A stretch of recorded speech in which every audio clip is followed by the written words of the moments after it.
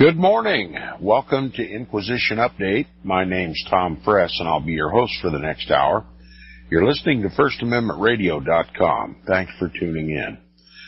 We're going to begin this Monday morning by retreating a bit and dealing more with the subjects we discussed Friday on the program. We're reading the book, The Footprints of the Jesuits by R.W. Thompson. And we were discussing a book that was originally written in Italy at the time of the revolution in Italy, where the Italian people, Roman Catholics largely, overthrew the temporal power of the Pope and rejected his kingly status and established their own constitutional republic.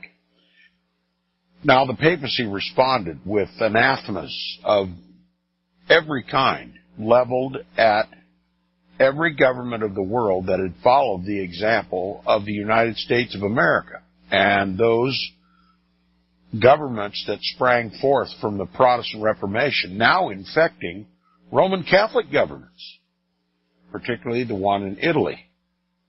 Now, the Pope issued many anathemas. We have also included in this, as discussed in this book, Pope Pius IX's encyclical and syllabus of error, which damns all Republican forms of government and the tenets, the Protestant tenets that brought them about. Now, this book, written, as I said before, by an Italian by the name of P. Franco, all we have is his first initial, P. Franco, was certainly had the sanction of the Vatican. And it was obviously originally written in Latin, and it was translated by a British Prime Minister who was recognized as Lord Robert Montagu. And the title of this work was Popular Errors Concerning Politics and Religion. And it goes into great detail of what grudges the papacy had against popular forms of government. Now, there's some more points that I would like to make over the material that we covered Friday on this program, so I'm going to retreat to the last full paragraph on page 452 if you're following along in your book. Here's a quote from the book.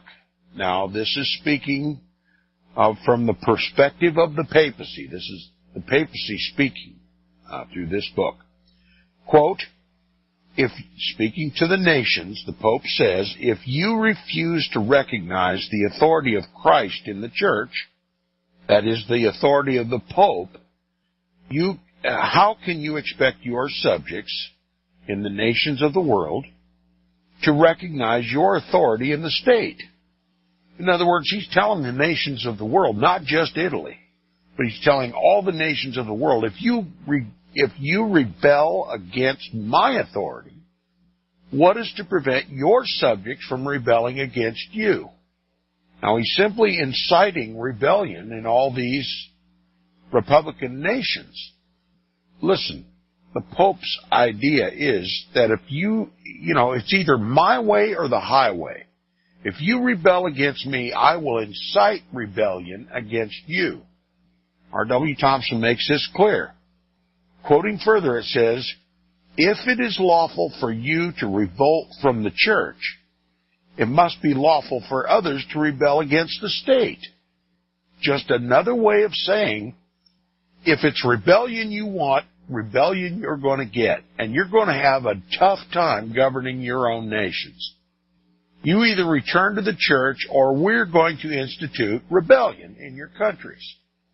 And this point is well made by R.W. Thompson, continuing in the next paragraph on the following page, page 453. While this does not openly assert the right of Roman Catholics to revolt against Protestantism and Protestant institutions, it not only suggests, but leaves it to be inferred. Okay? You want rebellion? You want to rebel against the Pope, the vicar of Christ on the earth, the replacement of the Son of God on earth? You want to establish your own governments independent of the authority of the papacy, then rebellion you're going to get even in your own states.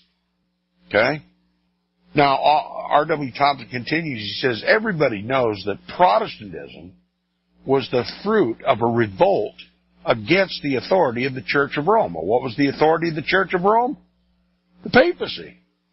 Roman Catholic canon law.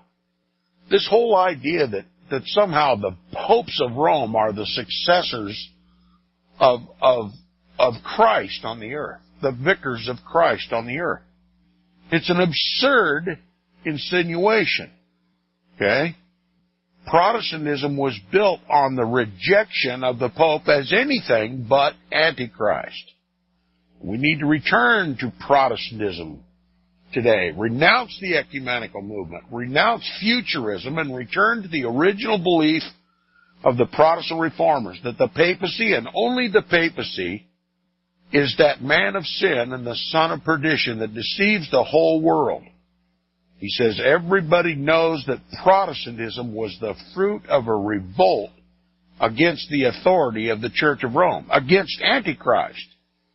Now, according to this author, P. Franco, and its translator, Robert Montague, the teachings of that church, the Roman Catholic Church, no just rights were thereby acquired. In other words, when you rebelled against the Roman Catholic Church, you didn't acquire any rights. You didn't acquire any freedom. You're still bound to the church. You're in rebellion. These republics are unlawful. Okay? The Pope still has authority over the nations of the world, just as he did during the monarchical period, during the Middle Ages. He says, according to this author, you have to know that this author was approved by the papacy, no just rights were thereby acquired by this rebellion, because none, that is, no rights, can grow out of resistance to the church's authority. You can't rebel against the Pope to gain rights. The whole idea of Republican forms of government is rebellion. And nothing just can occur as a result of rebellion against the divine authority of the Pope. That's the assertion of these writers.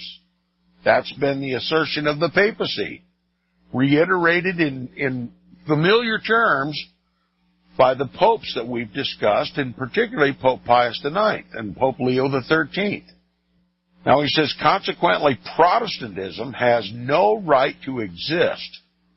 And before I even continue, let me just put some flesh on the bones that the papacy is propounding here. He's implying that since these revolutions were born out of revolt against the Pope, rebellion against the Pope, then they will suffer like rebellions in their own governments, clearly implying that the papacy is going to be behind these rebellions to see to it that these governments fall. And in the case of the United States, we have the example of the mafia, the purveyors of vice in this country, the purveyors of lawlessness, every form of vice, prostitution, pornography, child trafficking, weapons trafficking, drug dealing, every form of vice, liquor, every kind of vice in this country.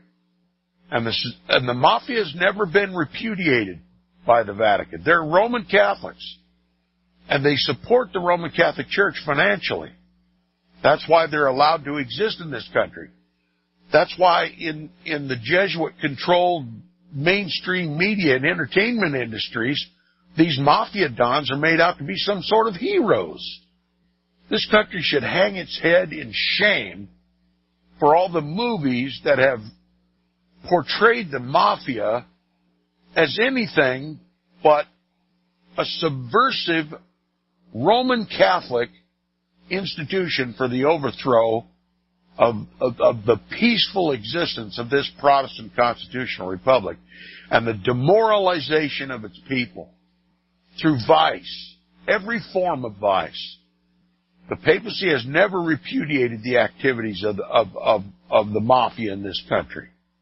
She's never admitted how she financially benefits from the activities of the mafia in this country.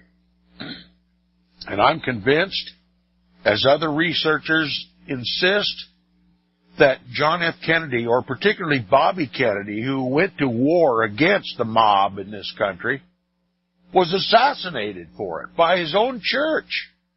Okay? The Vatican was behind the assassinations of President John F. Kennedy and Robert Kennedy for going after Roman Catholic institutions to put down Roman Catholic mob crimes.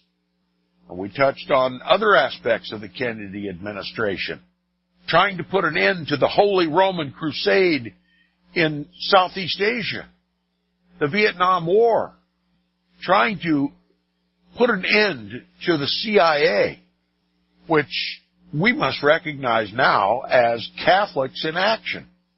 It's through the CIA that these foreign holy Roman Catholic wars, these crusades, are waged. And he tried to overthrow the Pope's bankers in this country, the Federal Reserve Bank, owned and controlled by what Karagutis describes as the super entity led by the Jesuits.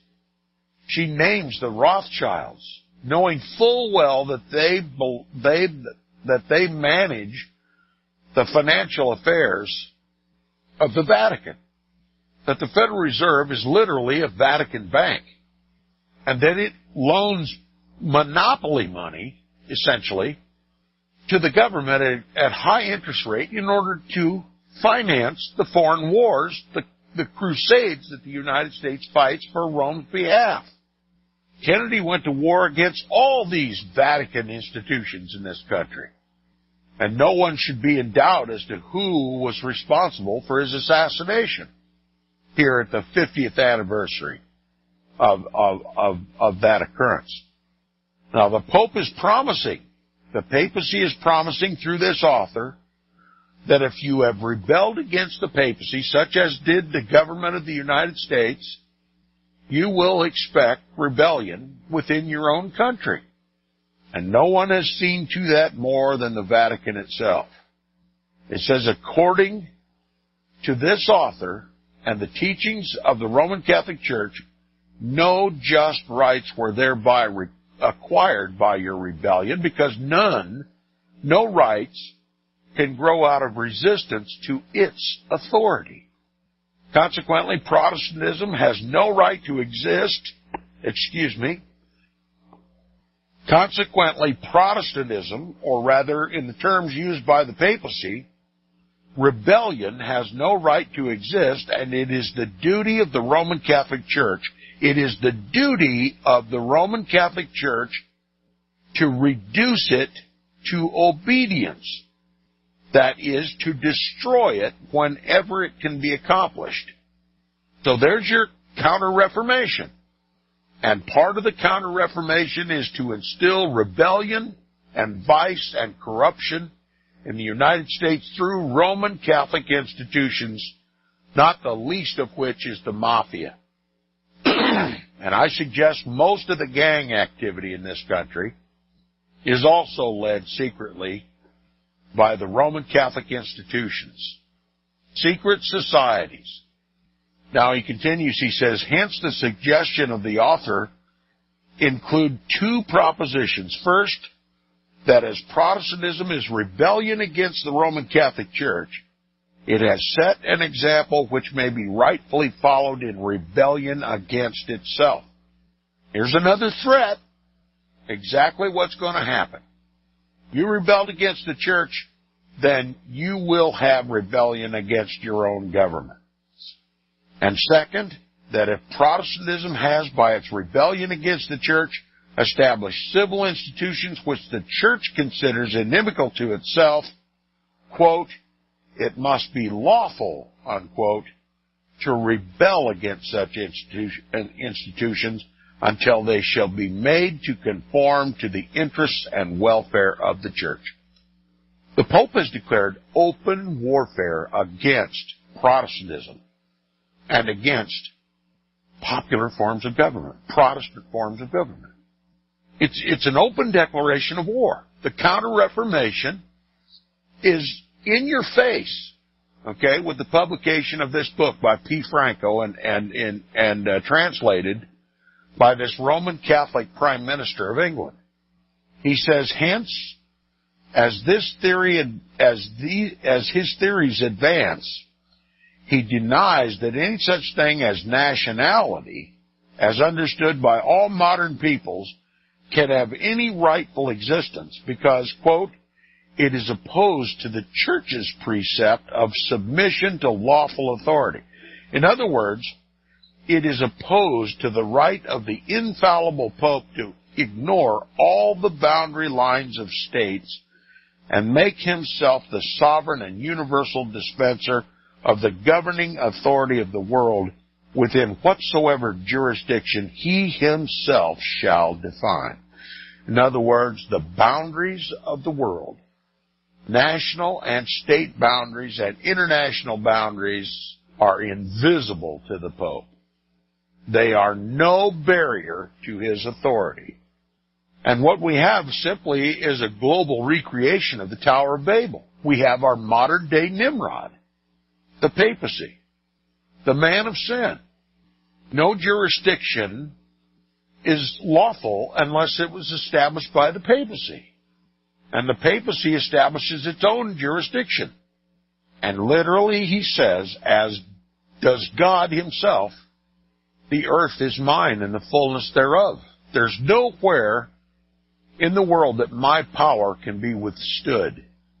Now, in the same connection, he condemns the doctrine of listen to this one. Now, if your head is, spinning over what you've just heard, listen to this one. This is why this country is irretrievably in debt. Okay? This is why we fight so many foreign wars. This is why each and every American is indebted beyond its ability to pay. Right here. In the same connection, the Pope condemns the doctrine of non-intervention among nations and insists that it is their duty to interfere with the affairs of each other for the reason that Christian charity commands men and nations to come to the rescue of each other. Unquote. Mutual help, he says, is a fundamental duty of Christianity, and therefore non-intervention must be a principle belonging to paganism. Okay? Well, the Protestant belief is that you don't have the right to go interfering in other people's affairs. Okay? Protestantism believes that the people are the source of law and justice and power and authority, and that people are free to establish their own forms of government, their own boundaries, their own laws, and live independently without molesting their neighbors. Okay? Protestantism believes that God established the nations, and naturally, the result of that is national sovereignty, and that one nation has no right given to it from God to go marching into another nation to convert it to Roman Catholicism, or to change its form of government, and to overthrow the rights of other people, as they have deemed them of their own accord.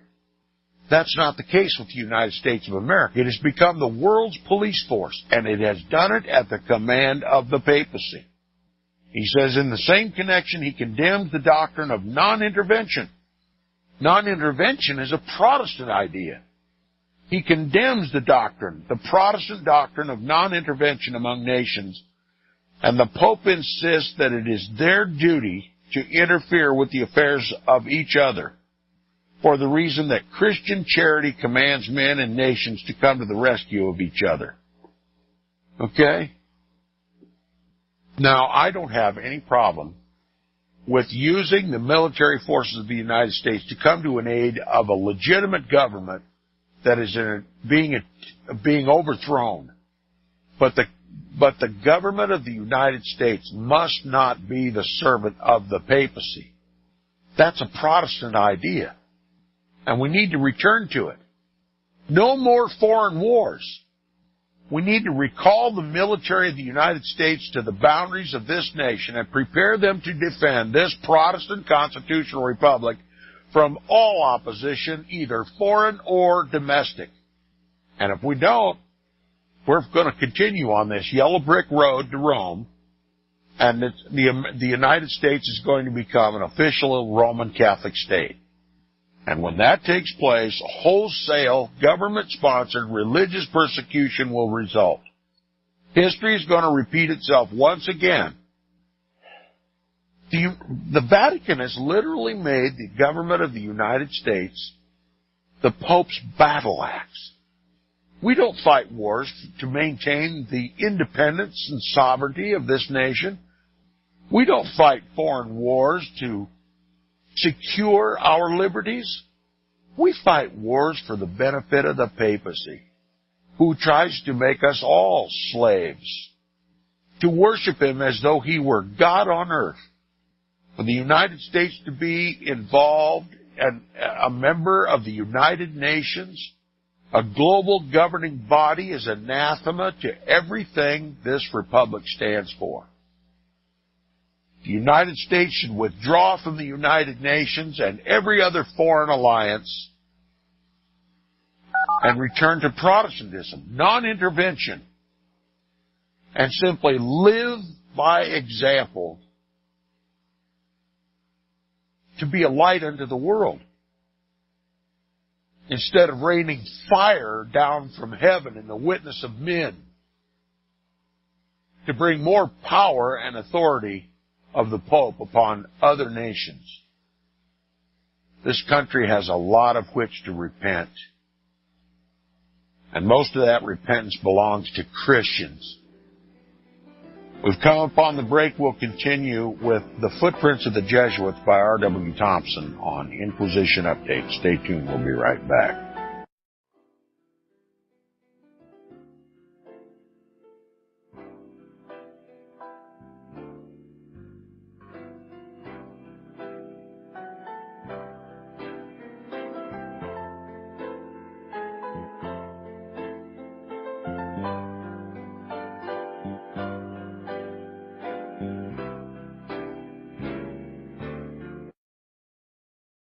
$100 days, 100 subscribers at $7 will bring FirstAmendmentRadio.com to the minimum level necessary to sustain it through 2015. Go to support.FirstAmendmentRadio.com. $7 a month. Really, you can afford that for our Protestant First Amendment rights and the gospel of the kingdom message. Where your heart is, there will your treasure be also. Go to support.FirstAmendmentRadio.com.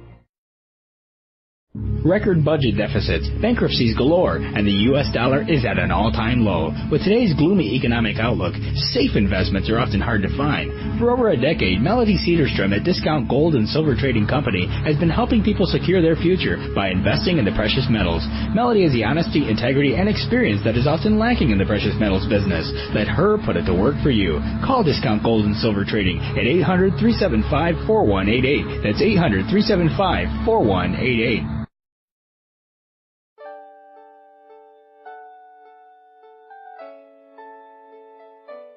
The program you are listening to is 100% sponsored by you, the listener, on this First Amendment Rights Media channel. You will notice that there are few commercials on this radio network. There's a good reason for that. Corporate advertising dollars come with strings that limit program content. So without your help, these programs cannot continue on Internet or our several affiliates. If you benefit by the educational law programs, we ask you to give. If you are admonished or nurtured by the Bible and ministry programs, we ask you to give. If some voice a cause that you are passionate about, we ask you to give. If you believe in any of these, we ask you to support them as you would a missionary on a continual basis, as if giving a tithe for missionary radio. These programs are not commercially viable and must be supported by those faithful to the cause of truth. Look for the button to sponsor your favorite programs at our listen and schedule pages on the Internet. Then, when you subscribe, we will send you the last quarterly MP3 CD of that program immediately, and continue to do so with each new quarter. We will also give you unlimited archive access to all of our programs. We're asking you to give much less than a tithe, so that you may also send support directly to a particular program host, cause, and anywhere else the Spirit may lead you. Do all to the glory of our God and Creator, for His holy nation, the only kingdom that will last forever. Thank you for listening.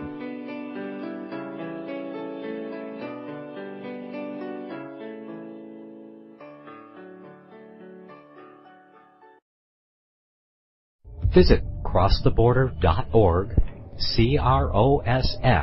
crosstheborder.org, to get your print, EPUB, or PDF version of the book, The Rapture Will Be Canceled. That's crosstheborder.org. I know you all want answers, and believe me, so do I, and I'll do my best to get them. Despite Nicolas Cage's promise to do his best to get left behind rapture answers for us, don't hold your breath. Not everyone believes Left Behind is true prophecy. Some may even regard as conspiratorial the mainstream re-release of the Left Behind movie with actor Nicolas Cage portraying the main character as an attempt to further reinforce in the minds of all this perception of false prophecy in order to condition the masses for the play about to begin. If you want true Bible prophecy answers, get the book, The Rapture Will Be Canceled. The author exposes the Latin rapture origin, the 7-year tribulation deception, true Bible revelation of Daniel's 70 weeks, the abomination of desolation, the restrainer, America in the Revelation, the image of the beast and the mark of the beast, and the truth about God's chosen people, and so much more about Bible prophecy.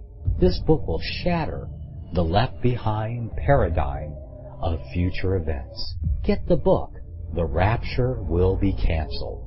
Visit crosstheborder.org, crosstheborder.org, to get your print, EPUB, or PDF version of the book, The Rapture Will Be Canceled. That's crosstheborder.org.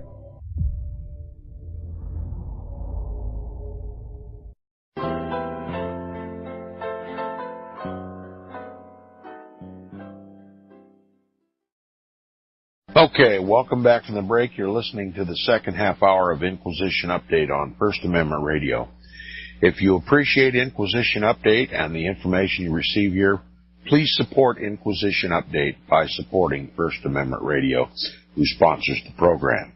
If you'd like to contact me, please do so by email at tom@seawaves.us. tom@seawaves.us. Now, returning to the book, The Footprints of the Jesuits by R.W. Thompson, he says in the same connection he condemns the doctrine of non-intervention.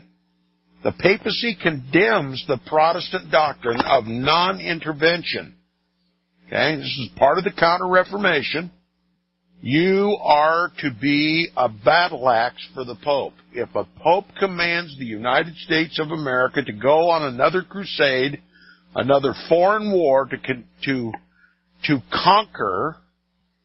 conquer another recalcitrant nation who is not obedient to the papacy, then we are condemned, according to Roman Catholic canon law, the decrees of the Pope.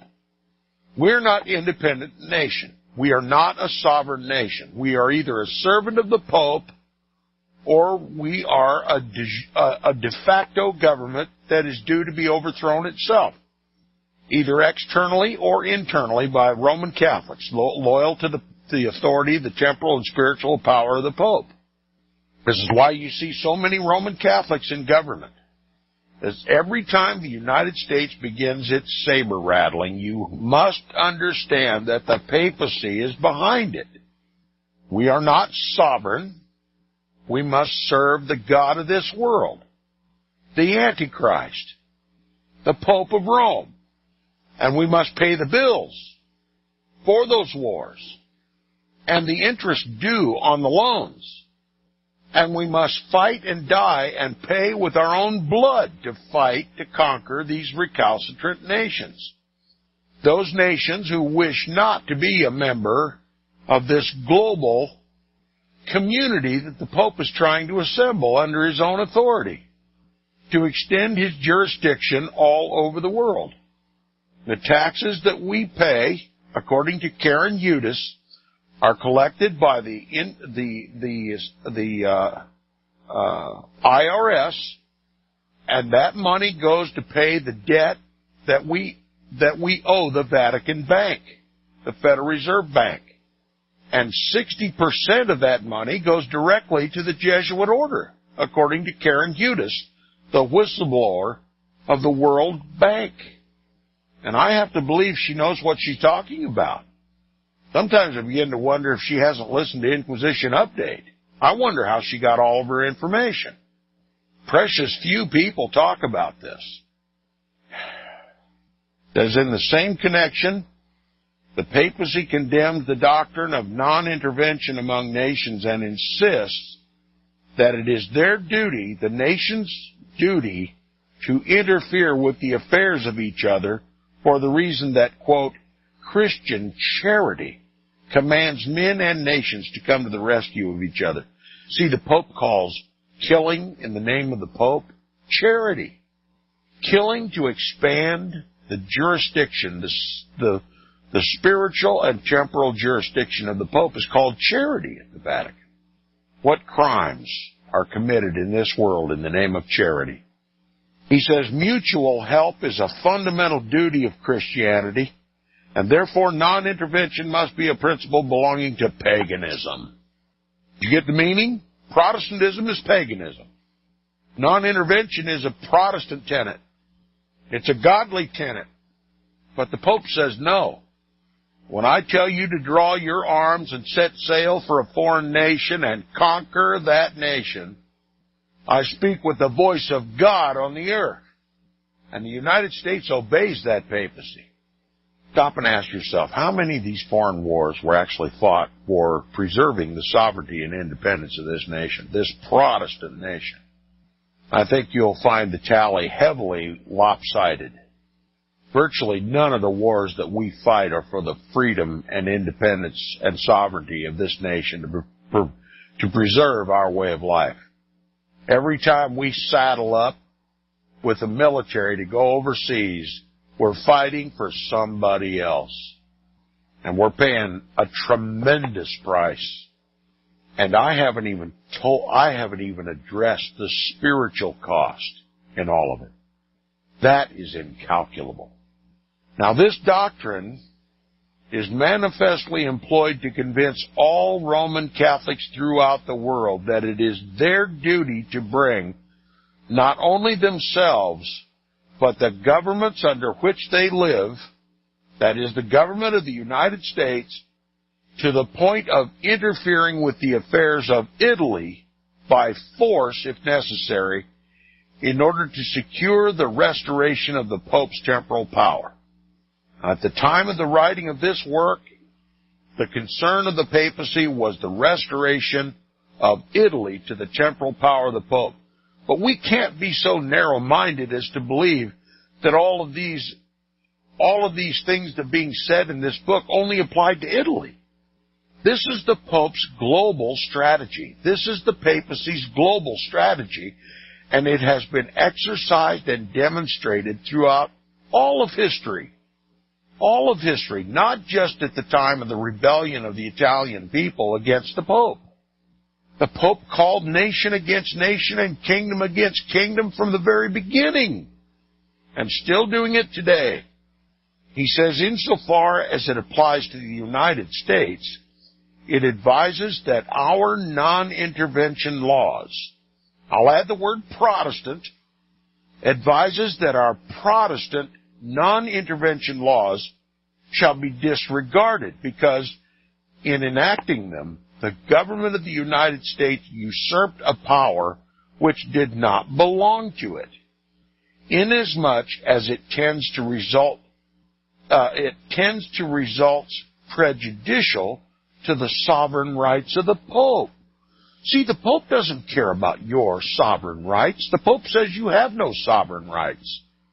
The papacy is only concerned about his sovereign rights. As the voice of God on earth, only he is sovereign. We are all subjects, and so are all the governments of the world, subjects of that single sovereign entity in the world. He says, in furtherance of the same idea, he strenuously resists the doctrine of what is known as accomplished facts, what the French call fait accompli, that is, the recognition of the independence and nationality of a government, that is the United States of America, which has been successful in maintaining itself as the Kingdom of Italy has done by revolutionary resistance to the arbitrary temporal power of the Pope. Okay? Just because this rebellious government of the United States has existed for over 250 years is not an accomplished fact. It is not a fait accompli. It is to be overthrown at the nearest opportunity, and that order will never be rescinded. The government of the United States, just like the government of Italy at that time, was a de facto government. That is a government, in fact, an accomplished fact, but it was simply to be overthrown, despite the fact of its existence, despite the fact of hundreds of years of existence. Look, there's no statute of limitations on the crime against rebellion against the papacy. That's what the Pope's trying to say. You rebel against my spiritual and temporal power, no matter how long you exist in rebellion, at the nearest opportunity, that rebellion will be overthrown. And that simply spells doom for this Protestant constitutional republic if the American people will not wake up to this reality.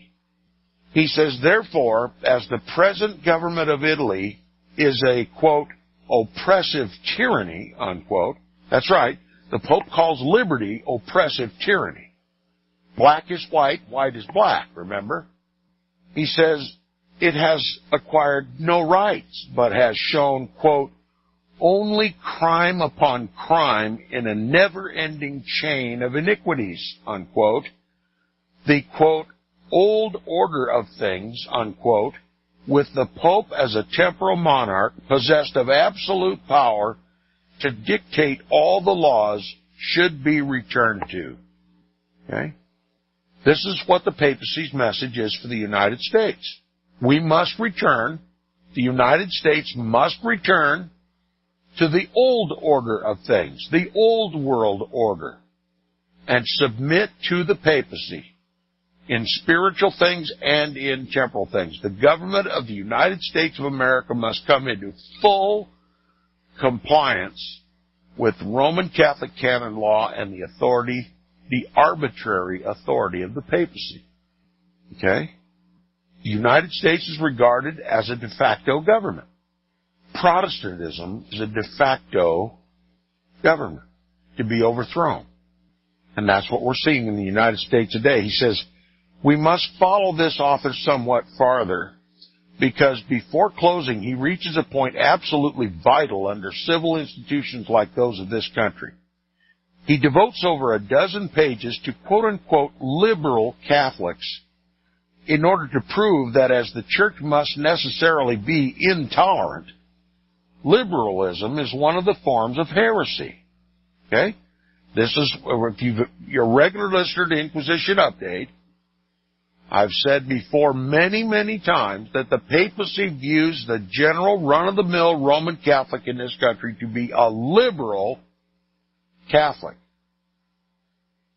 They love their Protestant liberties. Freedom of speech, freedom of the press, freedom of conscience, freedom of religion. All the liberties that were established by this Protestant constitutional republic, they've been Protestantized according to the papacy. They are heretics, just like Protestants. I've said also that when the Inquisition comes to this country, from the Pope's point of view, he wouldn't care if there was one man standing in this country. either Protestant or Catholic. Because he views Catholics in the United States of being tolerant of this heretical Protestant government. He says, quote, to be Catholic with the Pope and to be liberal with the government are contradictory characters. They cannot exist in the same subject, unquote, because the former involves that which is true and the latter that which is false, where the civil constitution does not conform to the papal ideas. He says such quote-unquote liberal Catholics as, quote, put their faith in liberty of the press, representative government, ministerial responsibility and the like, unquote, as all foreign-born Roman Catholics have who have taken the oath of allegiance to the United States have sworn to, quote, betray not only an ignorance or oblivion to what is vital to religion and of the principles which Christianity requires in governments and constitutions, but also a most false and pernicious opinion, unquote. Protestantism, a false and pernicious opinion. Independent government, governments of, by, and for the people, are false and pernicious opinions, according to the papacy. Roman Catholics who live in peace in this de facto government, this de facto country, are liberals and heretics. And what did they determine at the Council of Trent? That it is no sin, no crime, to kill a heretic. And it's not outrageous for me to say that from the papacy's point of view, when all hell breaks loose in this country, the Pope wouldn't care if there was left standing one single man, whether he be Protestant or Roman Catholic. According to the papacy, the American Roman Catholic Church is in abject rebellion against the divine right of the Pope to rule. When the Pope is ready to establish his new world order, as far as God will allow him to do it, is prepared to kill every man, woman, and child in this country. Just like he was prepared to kill every man, woman, and child of the Waldenses, the Albigenses, the Huguenots, the Hussites, the Protestants, the Jews, and anybody else the Pope hates. You don't bow to the Pope's authority, you have no right for existence. That's the history of Roman Catholicism. That's the history of the papacy. Not just a small portion of its history, its entire history. He continues, he says, and in expressing his amazement that there are any in the church so liberal towards our government that it is entirely secular and not subject to the dictation of the Pope, he asked this question, quote, is it not a matter of marvel that anyone should imagine himself to be a Roman Catholic while he is liberal with the government? In other words, if you are happy with the liberal government of the United States, this rebellious government of the United States, you can't call yourself a Catholic. Which simply means you're excommunicated. All right, the implication is clear. If you don't take up the sword of the papacy against the Protestant government of the United States, you cannot call yourself a Catholic. You're a heretic. Now do you understand the damaging potential of Roman Catholics in government of any form in this country, from federal to local? A true Roman Catholic works all of his life to establish the temporal power of the Pope in this country, to reduce this country to a papal tyranny, and to hide all the crimes, the historical crimes of the papacy, to make sure that those books never reach the bookshelves in the schools or the churches. And that's why I read these books on my program, to let you know what they're not telling you. He says he recognizes no authority for the government, for society, but that of the church, because conformity to the law of God can be obtained in no other way. And therefore, he says, quote, if this idea of authority is contradicted, counterbalanced, or checked in the constitution of a country, then the government is founded on a basis which is opposed to reason, to nature, and to the Christian faith, unquote. And for this reason, quote, modern constitutions have therefore put themselves into direct antagonism with the Catholic religion, unquote. Consequently, he continues, quote, every honest man in every country now sighs out a new prayer to his litany, quote, from a legislative chamber, quote, good Lord, deliver us, unquote. All right? So that should be the prayer of every legislative member in our government. Lord, deliver us from Protestantism, from liberty,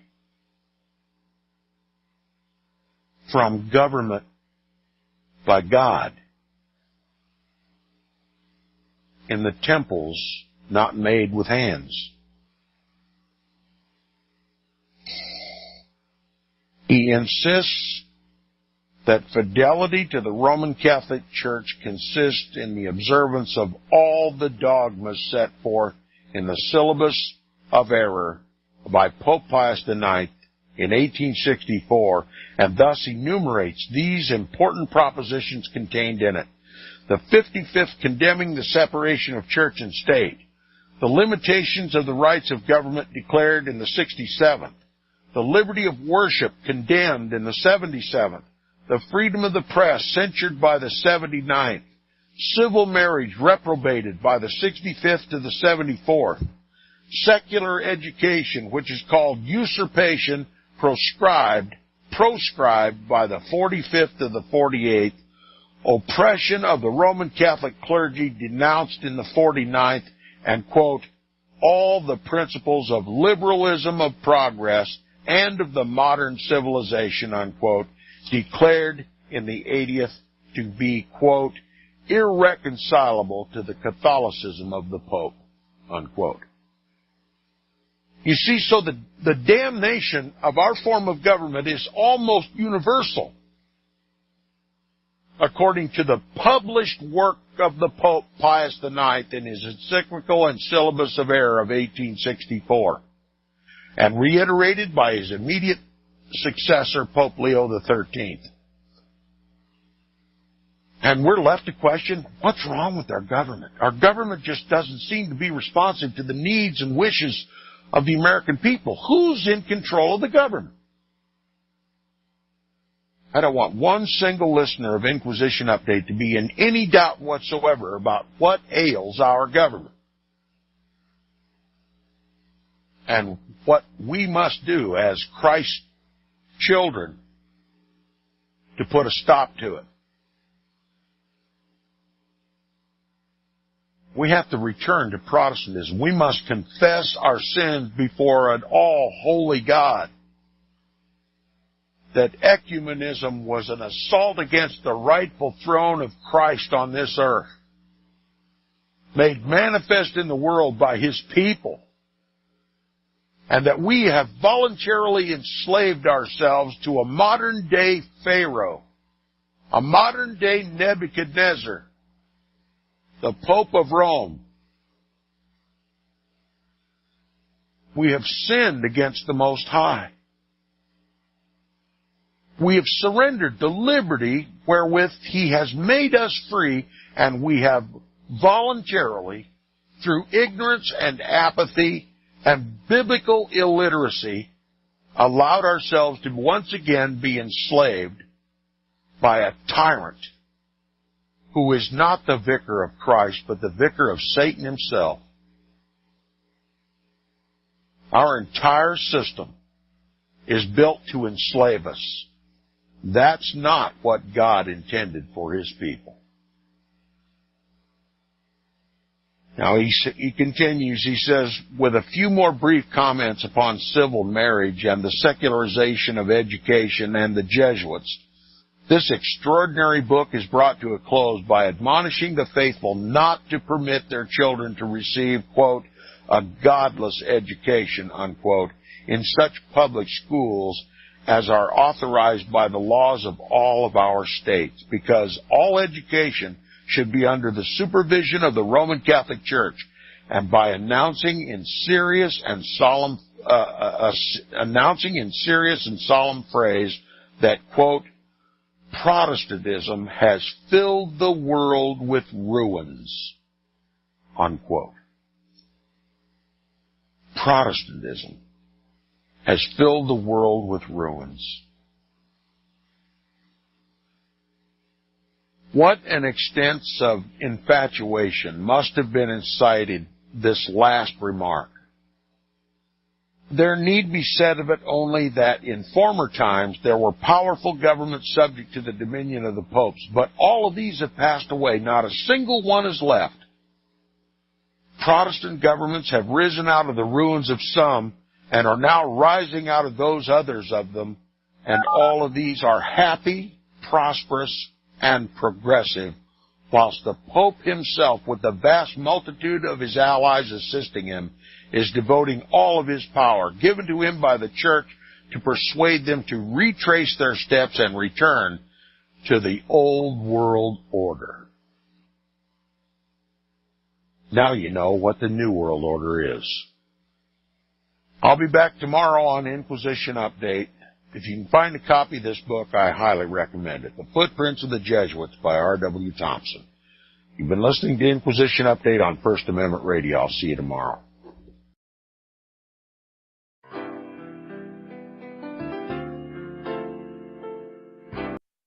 Visit crosstheborder.org, C-R-O-S-S, crosstheborder.org, to get your print, EPUB, or PDF version of the book, The Rapture Will Be Canceled. That's crosstheborder.org. I know you all want answers, and believe me, so do I, and I'll do my best to get them. Despite Nicolas Cage's promise to do his best to get left behind rapture answers for us, don't hold your breath.